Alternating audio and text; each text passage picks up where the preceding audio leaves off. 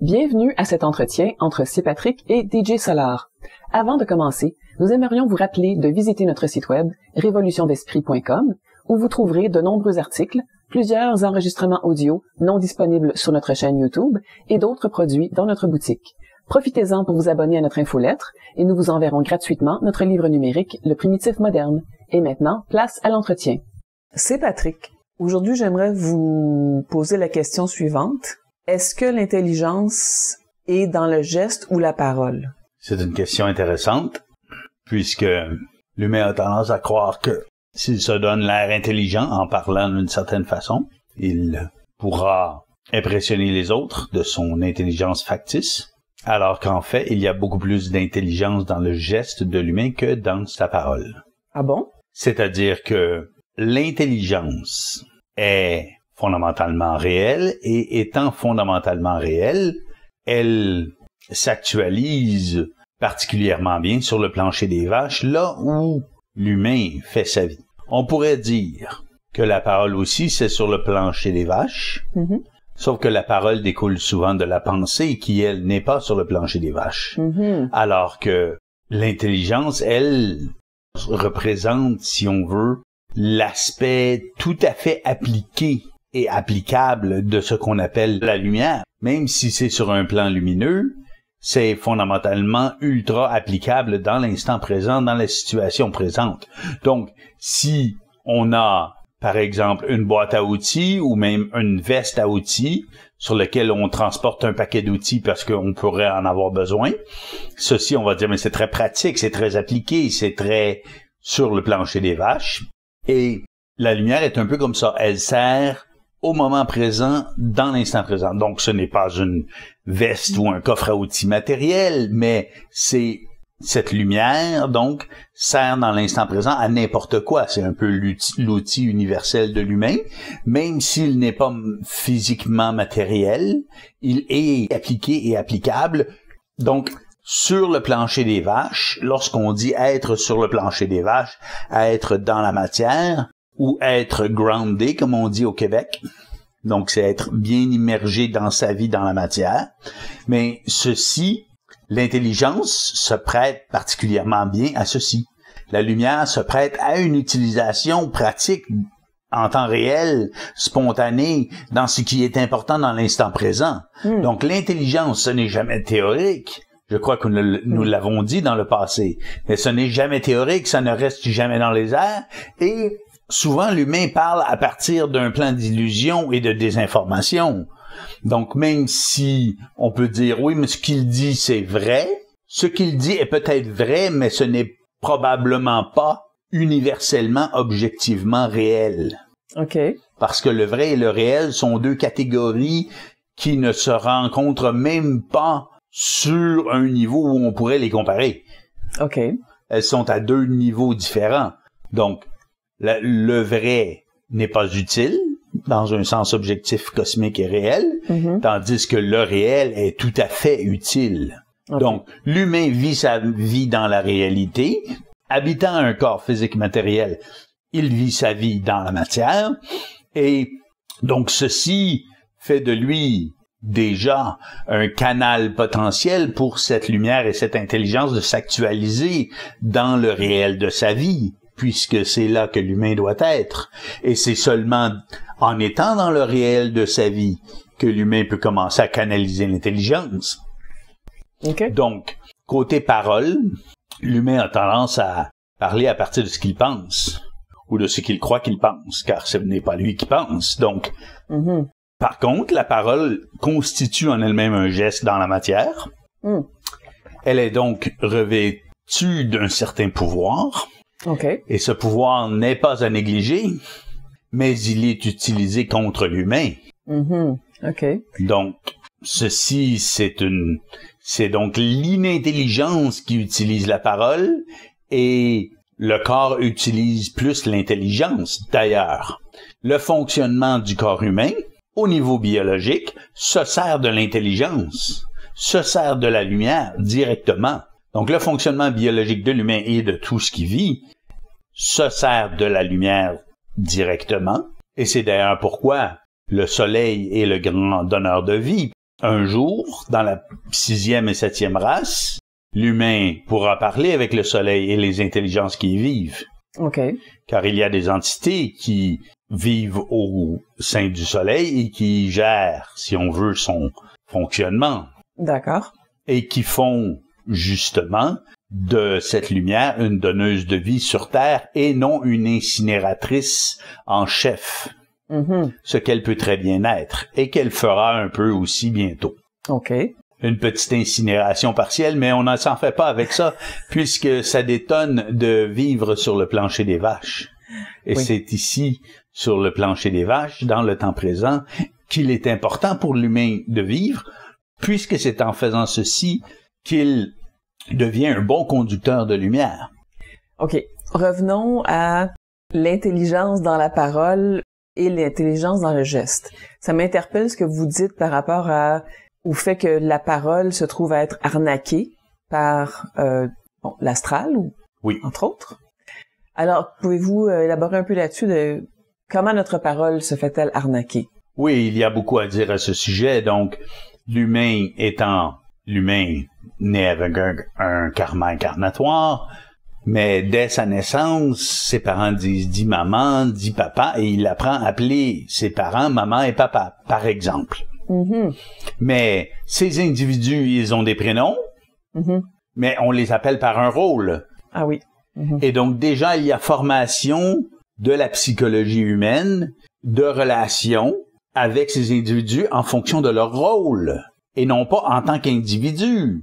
Alors déjà, il y a une réduction de la personne à son rôle. Exactement. Donc ceci ne reconnaît pas l'entièreté de l'être, empêche la reconnaissance de l'entièreté de l'être.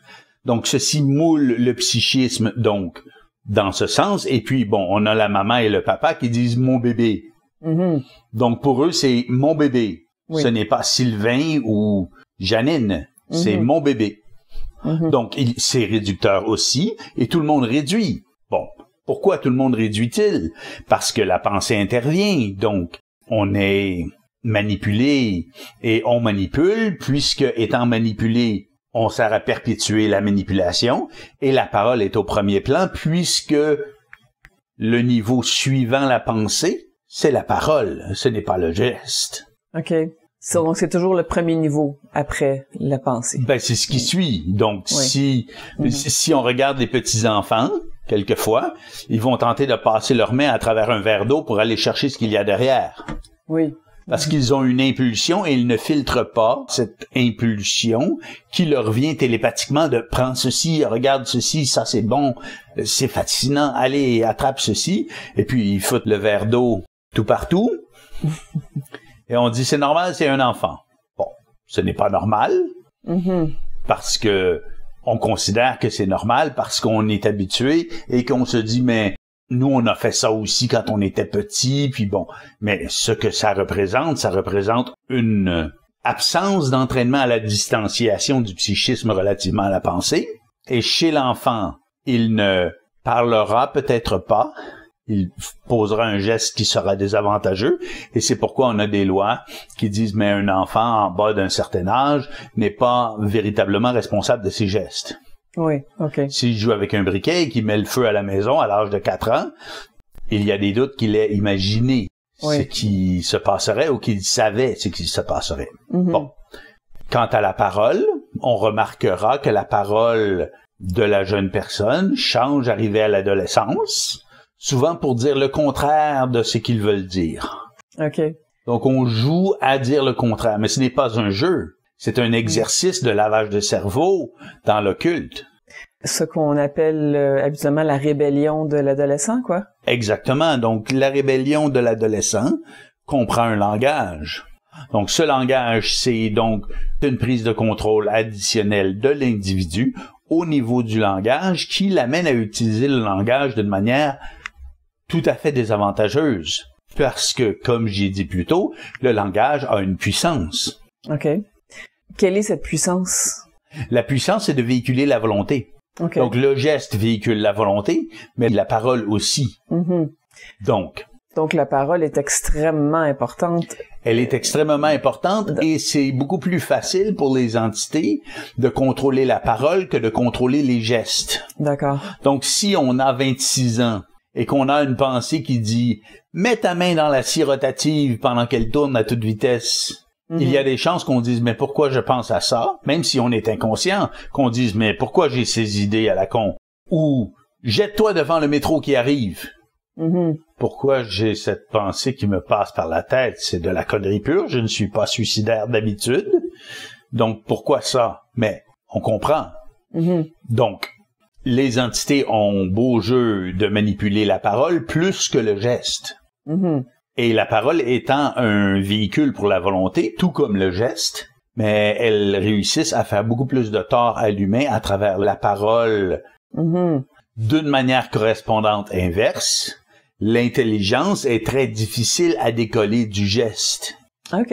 Comme je disais plus tôt, la cellule répond à la lumière et le geste est physique, donc il est dans la cellule, il est dans le corps et les entités ne peuvent trop tenter le corps, si je puis dire. Donc, elles ne peuvent utiliser la pensée pour faire commettre à l'individu des gestes qu'il ne considère pas valables.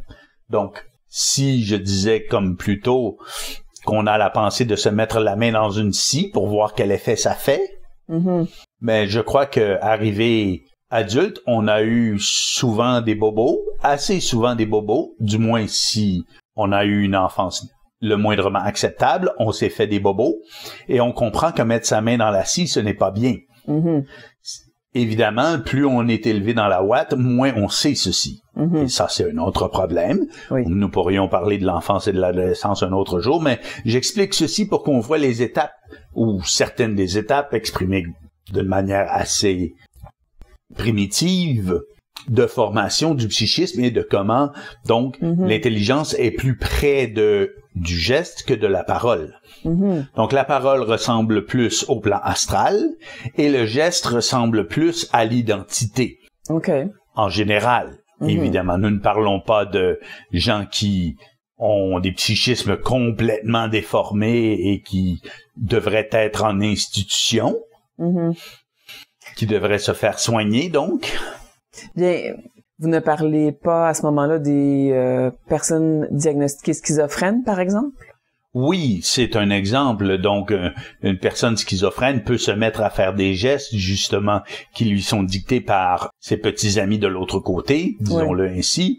Et donc, à ce moment-là, le triste problème que ces gens ont, c'est une perte d'identité même dans leur corps. Donc, les entités en viennent à prendre contrôle du corps éventuellement. Dans la plupart des cas de psychose, c'est ce qui se passe. Et ceci, ça peut devenir très grave et mener au suicide. Donc, si la parole est également utilisée pour véhiculer notre volonté, idéalement, est-ce que c'est ce que vous disiez?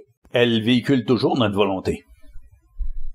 Mais si on s'observe en train de parler, on va réaliser qu'on ne parle pas toujours à son propre avantage, ou qu'on va souvent dire des choses, par exemple, le sarcasme.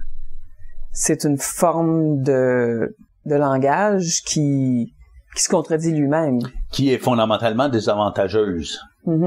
Donc, c'est ça, c'est de l'inconscience dont il s'agit, et ces formes de paroles désavantageuses, puisqu'elles véhiculent la volonté de l'être, même si on sait, entre guillemets, dans notre tête, qu'on rigole, en fait, le fait de dire la chose prête de l'énergie à cette chose. OK, c'est ça que je voulais comprendre, la mécanique ou le processus. Le processus est comme ceci, est très simple en fait, c'est de l'auto-hypnose. OK. Mais décrivons d'une manière occulte ce qu'est l'auto-hypnose. C'est le dépôt, volontaire ou non, puisque l'auto-hypnose est souvent involontaire.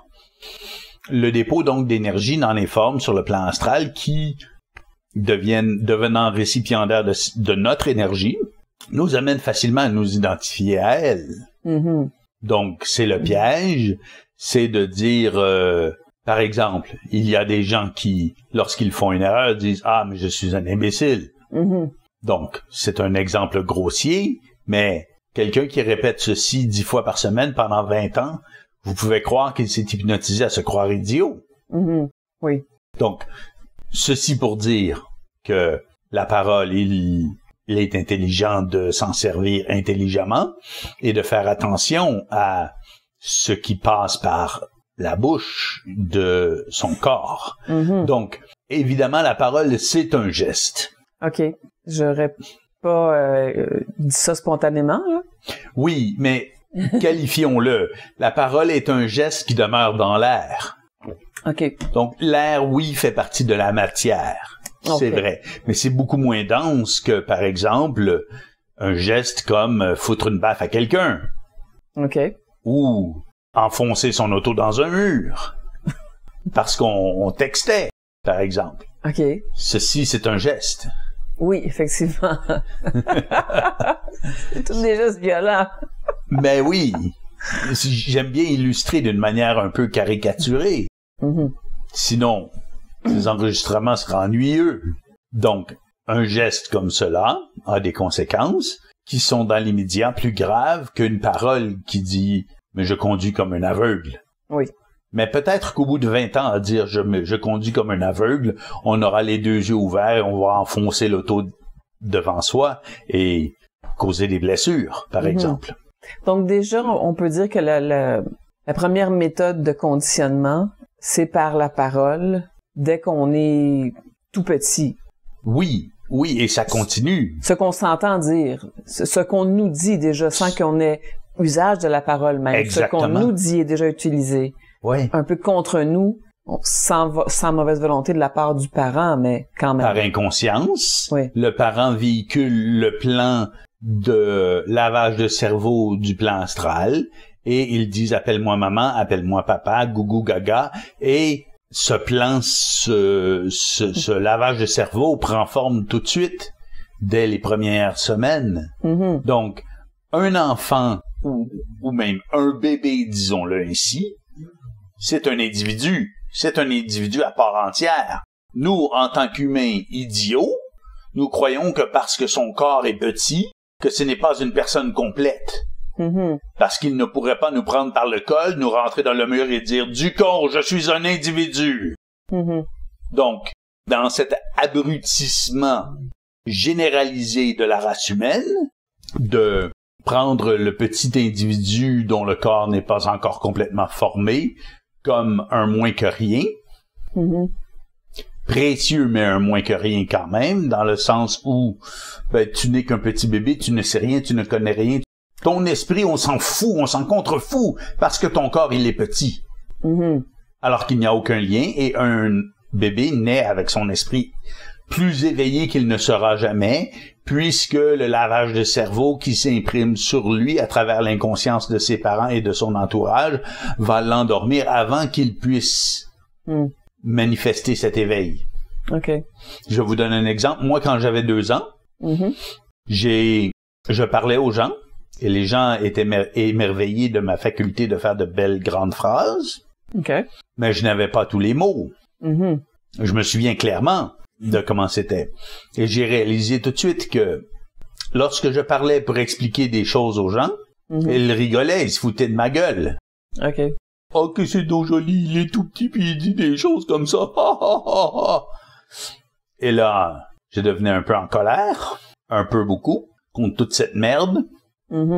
Et j'ai dit, de toute évidence, c'est à cause de mon âge, donc j'ai beau avoir des choses très intelligentes à dire, car j'en avais, et je les disais. Les gens n'écoutaient pas. Ils avaient les lunettes à un bébé, ça ne sait rien. On ne l'écoute pas. On peut rigoler de ces grandes phrases et c'est tout. Mais c'est certain que les enfants sont perçus comme étant des moins que dans la psychologie humaine. Oui, mais ceci, c'est par conditionnement. Oui, tout à fait. Imbécilité conditionnée. Oui. On leur prête, évidemment, inconsciemment, une espèce de valeur inférieure jusqu'à ce qu'ils aient atteint un certain âge. Et même, on fait tout pour leur trouver une valeur inférieure à 20 ans, parce qu'ils n'ont que 20 ans, à 30 ans, parce qu'ils n'ont pas beaucoup d'expérience, à 40 ans, parce qu'ils n'ont pas 50, à 50, peut-être qu'on les respecte un petit peu, puis à 60, on dit déjà qu'ils sont trop vieux. Oui, exactement.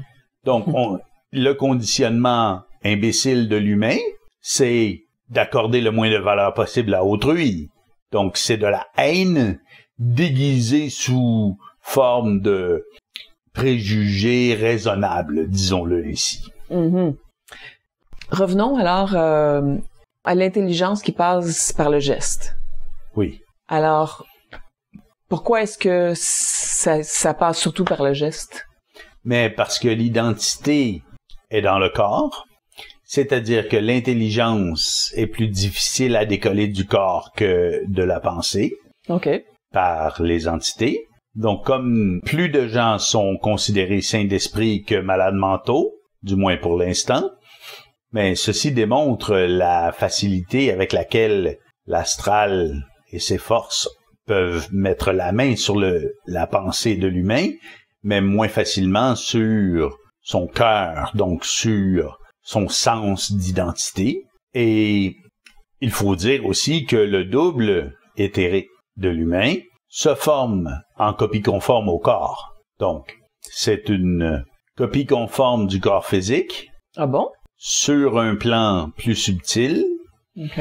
fait de lumière cosmique, et il est très connexe au corps physique. Qu'est-ce que vous voulez dire? Ce que je veux dire, c'est que à force d'avoir la lumière de son esprit dans son corps, qui l'illumine de l'intérieur, l'humain, s'il suit un peu le mouvement de cette lumière, il s'accorde avec, si on veut, elle lui colle au corps, elle prend sa forme, elle imbibe son corps, mais cette lumière n'est pas visible avec nos yeux. Donc, quelle est-elle? Ben, c'est la lumière de l'esprit, et imbibant le corps, un jour, le corps devient lumineux sur un autre plan, et ceci, c'est ce qu'on appelle le double éthérique. Ah, donc, okay. c'est le corps qui devient illuminé puis lumineux, et ceci, c'est le double. Et lorsque le double est là, il agit avec ce corps physique que l'ego croyait auparavant être seul à habiter. Mm-hmm. Donc, ce n'est plus que l'être psychologique qui habite, mais c'est aussi la copie lumineuse, le double éthérique, qui agit avec ce corps. Donc, même pour l'humain pas très évolué, pas très conscient, pas très ci, pas très ça, il y a un peu de ce phénomène qui se produit. Ah oui? Donc, c'est pourquoi le geste est beaucoup plus... ressemble beaucoup plus à l'identité que la parole ou la pensée. Donc, doit-on veiller à ce que l'on dit, ce que l'on fait? Peut-on se servir de ce que vous venez de dire pour, en observant ces paroles et ces gestes, voir la manifestation ou non de l'intelligence dans notre vie? Oui, c'est un outil très intéressant dans l'acquisition de la conscience. C'est-à-dire que s'écouter parler, c'est un peu comme tenter de filtrer la pensée. Mm-hmm. Sauf que s'écouter parler, c'est beaucoup plus grossier, si on veut, beaucoup plus évident. Donc, on dit quelque chose et on peut y voir si on fait attention à ce qui sort de notre bouche. Les influences qui se manifestent dans la pensée. Mm-hmm. Ou regarder nos gestes et voir jusqu'à quel point nos gestes détonnent de notre parole. Ah oui, d'accord. Donc, on dit un truc, on en fait un autre, et quelle est la différence? D'où vient-elle? Donc, voilà. Et puis ensuite, ceci va loin, parce que si le geste est intelligent et que la pensée ne l'est pas, et en général, c'est le cas, donc à ce moment-là, la conscience qui a tendance à être obnubilée par la pensée continuellement, ne peut pas reconnaître l'intelligence du geste et pourra accuser le geste d'être moins intelligent que ce qu'il y a dans sa tête. Ah oui. Ce qui est le cas de beaucoup de gens qui se disent « mais je vais penser avant d'agir ». Et ceci, ce n'est pas vraiment valable puisque penser, c'est jouer le jeu des forces et agir en fonction de ce qui se passe dans notre tête, c'est jouer le jeu des forces. Donc, il y a des gestes spontanés qui sont très intelligents, mais les reconnaître, ce n'est pas nécessairement facile. Parce que le psychisme est trop imbibé d'anti-intelligence, si vous voulez que j'utilise un terme plus poli. Mais déjà, de d'observer la dichotomie entre ce qu'on dit et ce qu'on fait. C'est une piste assez incroyable.